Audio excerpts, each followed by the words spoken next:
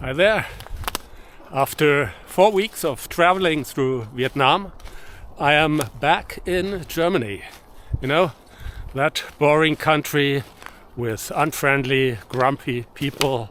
I mean, just look at me. It's got bad weather, so it's 8 degrees right now. It's been raining most of the day. This is Germany.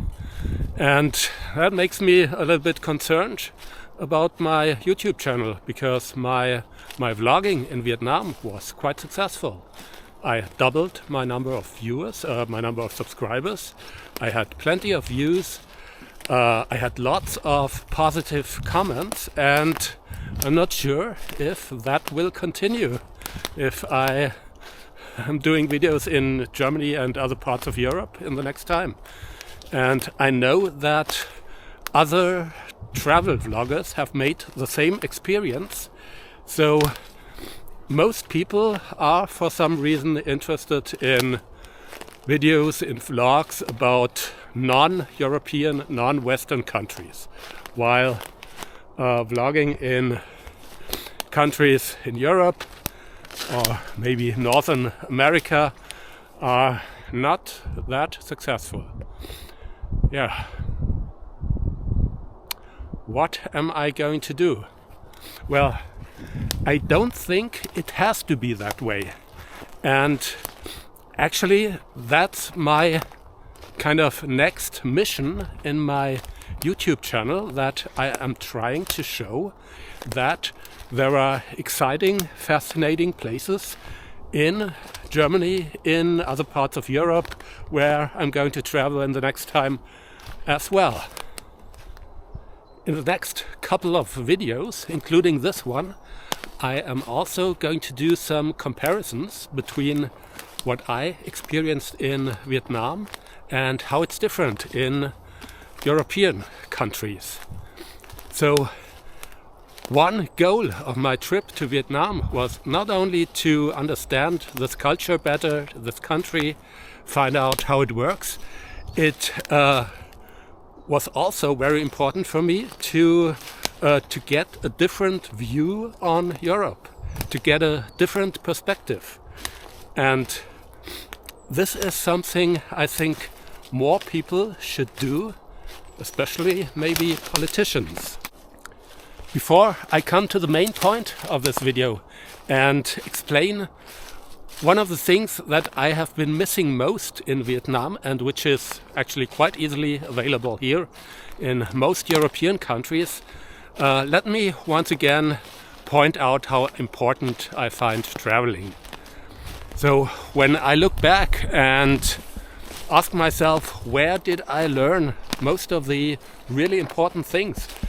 I think it was not really at school, it was not at university, not at the workplace, and not necessarily by reading books or staring at the computer screen or the phone. It is traveling. Reading books or watching videos can actually help you prepare yourself for your travel or getting inspired. And actually this is one of the reasons why I do this YouTube channel. But it can never replace the real thing. So it is very well worth the cost, the time, the inconvenience of doing 20 hours flights or bus rides. It is absolutely worth it. And one more thing. Traveling is not only about going to far away places. It can be a 10-minute bike ride, it can be a walk around the corner, maybe going to a street in your town where you haven't been before. Maybe you even have been before, but maybe only during daytime and never at night. So this can also be traveling. So I'm just saying this because not everybody, of course, really has the time to spend 4 weeks in a row to do a large travel to a different continent. That was probably too much introduction, so let me come to my main point. One of the things that I have been missing most in Vietnam was what I like to call accessibility of nature. And to explain this, let me just explain where I am here and how I got here. This place here in the forest, nobody around,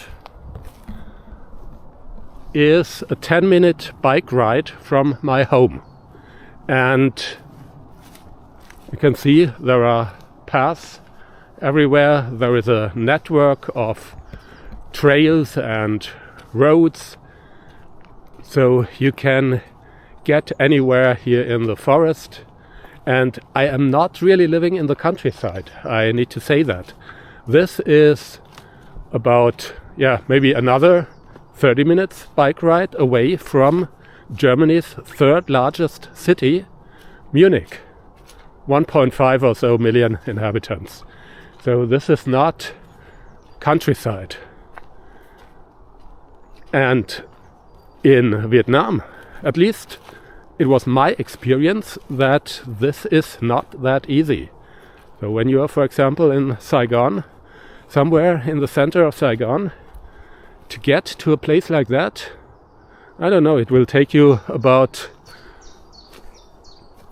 2 hours, 3 hours just to get there, and then you might be able to find a few hiking trails or something like that without any motorbikes going around.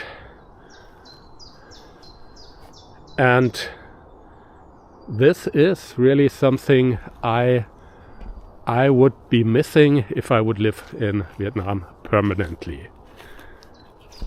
I have been hiking there once. I went up Mount Lang Biang near Da Lat, and this was a really nice and quite spectacular hiking trail. But even there, and this is a famous place, there is only this one hiking trail. Otherwise, there is just more or less inaccessible forest or jungle. So why is there such a difference? I cannot fully explain it, but one thing is that these roads are not just for people like me who want to hike around. They have multiple purposes. And as you can see here, you can see these heaps of wood. This is not a jungle or something. This is a managed forest. And most of these roads and trails are also used by the forest rangers who do all kinds of stuff like cutting off trees. But they are also used, of course, by hikers like me. You can use them for cycling down to the city and so on.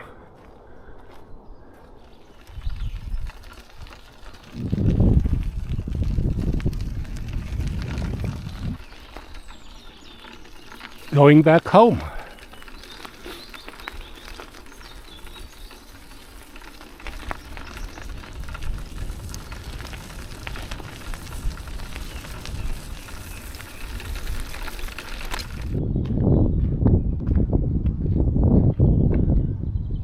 Munich center, 13.5 kilometers, and that is the Isar river. The town over there, that's the place where I live.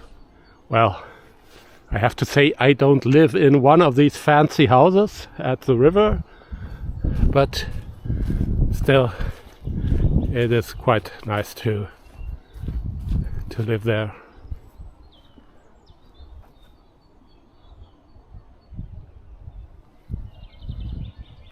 And yeah, if you want to go to Munich by bike, just take this road here and it will take you, I don't know, 30 minutes maybe, and you are there, right in the center of town.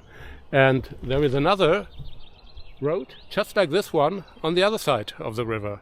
So you don't even have to cross the river. Isn't that cool?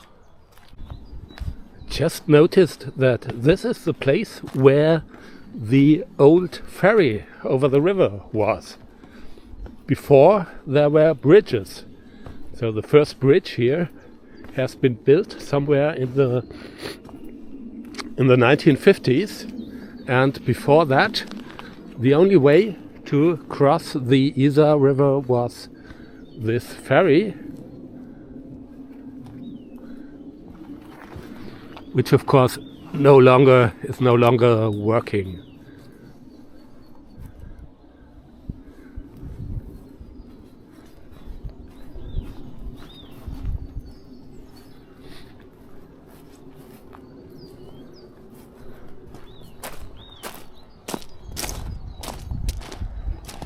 Nice gravel beach, not bad. Doesn't compare with the beaches in Vietnam, but actually some people swimming here in the summer or just sitting here. Nice place. Okay, so I hope this video wasn't too disappointing for you. That's the way it is, and yeah, you know, the way I am, I'm actually gonna travel once again next weekend inside Europe, and probably in the next video I am going to make some advertising for what I think is the most underrated tourist region in Europe. So hope to see you then. Bye bye.